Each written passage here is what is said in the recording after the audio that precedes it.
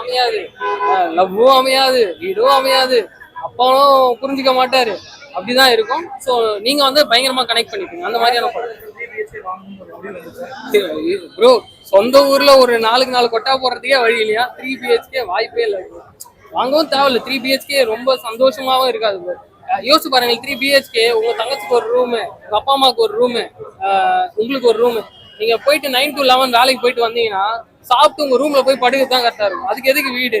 ஒரு கொட்டாயில இருந்து பாருங்க, ஜாலியா இருக்கும். நிம்மதியா ஹாலில் உட்காந்து ஹால்லாம் இருக்காது, மொத்தமாவே ஒரு ரூம் தான் இருக்கும்.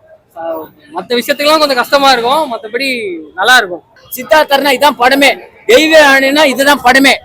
அந்த சித்தார்த்தோட தங்கச்சி சூப்பரா இருந்துச்சு. ஒரு குழந்தைய கணவனை வேணான்னு சொல்லிட்டு தன்னுடைய தாய் தப்பு தான் வேணான்ட்டு டைவர்ஸ் அப்ளை பண்ணி தன் தகப்பனுக்கு ஒரு வீடு வாங்கி கொடுக்குது. இதுதான் கதை. வீடு யாரும் வேணா வாங்கலாம், கடன் மூலியமா வாங்கலாம், நகை வச்சு வாங்கலாம், ஒரு மாப்பிள்ளை குத்து பொண்ணு எடுத்து கூட வீடு வாங்கலாம், ஏன்னா மாப்பிள்ளை கிஃப்டா கூட வீடு கொடுப்பாங்க. ஆனா தன்னுடைய தாய் தகப்பனுக்கு நிறைவேற்றாத ஆசைய என்ன மாதிரியான ஒரு கப்பல்ன்றத சூரிய வம்சத்திலேயே நம்மளுக்கு நிரூபிச்சிட்டாங்க. படம் பார்க்கும்போதெல்லாம் நம்மளுக்கு அவங்க சூரிய வம்சம் இந்த மனுஷன் இன்னும் விட்டு கொடுத்துதான் வாழ்ந்துட்டு இருக்காரா அப்படின்ற மாதிரி இருக்கு. அது எல்லாத்தையுமே தாண்டி அவங்களோட கப்பல் சூப்பரா இருக்கு, சூப்பரா பண்ணிருக்காங்க. எமோஷன் கூட நமக்கு நம்ம வாழ்க்கையோட கனெக்ட் பண்ணிக்கும் போது, நம்ம வாழ்க்கையில இதுக்கு முன்னாடி நடந்ததெல்லாம் நினைச்சு பார்த்தோம்னா என்ன வரும்? சிரிப்பு தானே வரும். அதே மாதிரிதான் இந்த வாழ்க்கையில நம்ம லைஃபோட கனெக்ட் பண்ணிக்கிறோன்றதுனால அங்க எங்கேயுமே அழுக வராது, நமக்கு சிரிப்பு தான் வரும். ஒரு நாள் நம்ம பெற்றதுனால நம்ம அப்பா அம்மாவுக்கு வேணா கண்ணீர் வரலாம். தான் பொண்ணு தான் மகனும் நிறைவேற்றுறாங்க. அதுதான் படம். அதுதான் படம். படம் கண்டிப்பா ஜெயிச்சிச்சுங்க. எல்லாருமே சென்னையில வந்து வாங்க முடியாதுங்க. பெருங்குளத்து பக்கம் கோடி கணக்குல இவங்க சொல்ற 15 லட்சத்துக்கு வீடு தேடுறாங்க. இன்னைக்கு கோடி, 2 கோடி, 3 கோடி, 10 கோடி போகுது. அது பிளாட் 10 அடுக்கு பில்டிங்கே இந்த ரேட்டுனா ஒரு தனியா ஓன் ஹவுஸ் வாங்க முடியுமா? நம்மளோட லைஃப் நல்ல ஒரு மிடில் கிளாஸோட லைஃபை டோட்டலா ரீவென்ட் பண்ணணும். ஸ்டார்ட் அப்ல நம்ம ஸ்கூல் படிக்கும் போதுலேருந்து ஆரம்பிச்சு கடைசி இப்போ வரைக்கும் நம்ம என்ன பண்ணிட்டு இருக்கோங்கிறது தான் லைஃபாக மாறும். அதை வந்து ரொம்ப அழகாகவே காமிச்சிருந்தாங்க. ஸ்டார்ட் அப்ல இருந்து எண்டிங் வரைக்கும் ஸ்லோவாகவே போகும். ஆனால் ஒரு 4-5 விஷயங்கள்ல இருந்து நம்மளுக்குள்ளே கனெக்ட் ஆகும்ல.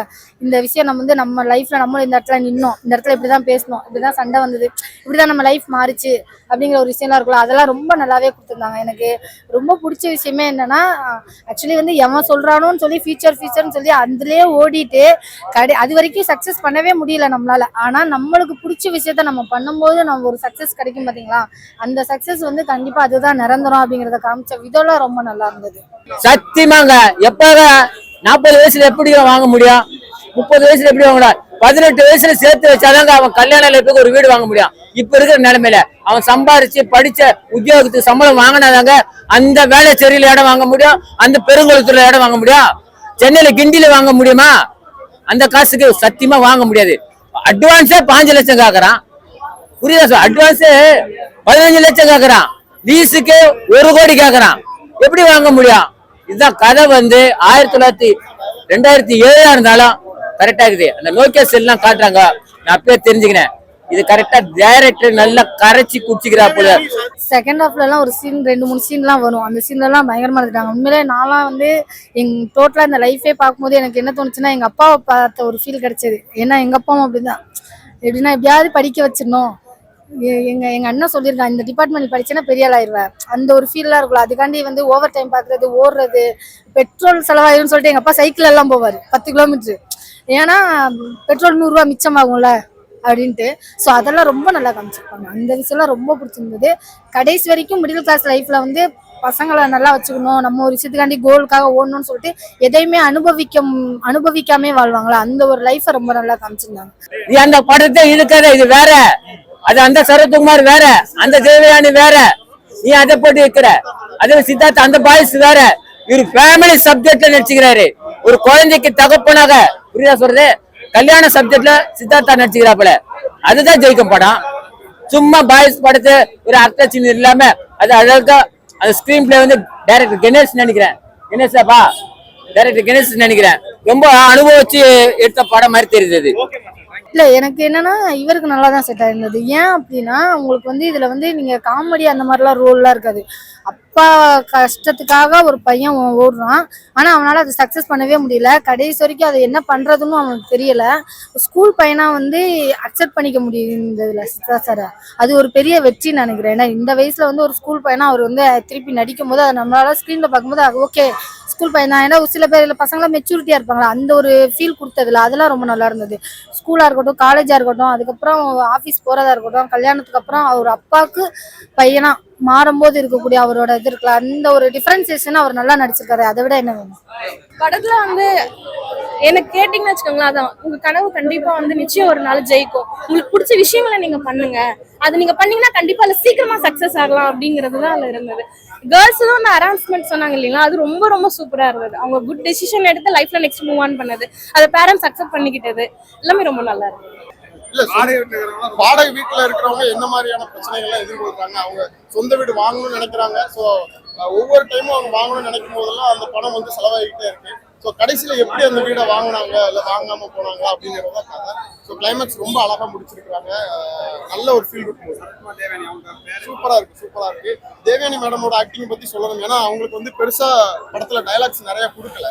ஆனா அவங்களோட எமோஷனல்லே வந்து அவங்களோட ரியாக்ஷன்ஸ்லேயே வந்து எக்ஸ்பிரஷன்ஸ்லேயே வந்து ஆடியன்ஸை பயங்கரமா கனெக்ட் பண்ணாங்க. ஸோ அவங்களோட பெர்ஃபார்மன்ஸ் எனக்கு ரொம்ப பிடிச்சிருந்துச்சு. அதுக்கப்புறம் சித்தார்த்துக்கு வேற ஒரு பொண்ணு நடிச்சிருக்காங்க, அவங்களோட இதுவுமே ரொம்ப நல்லா இருந்துச்சு.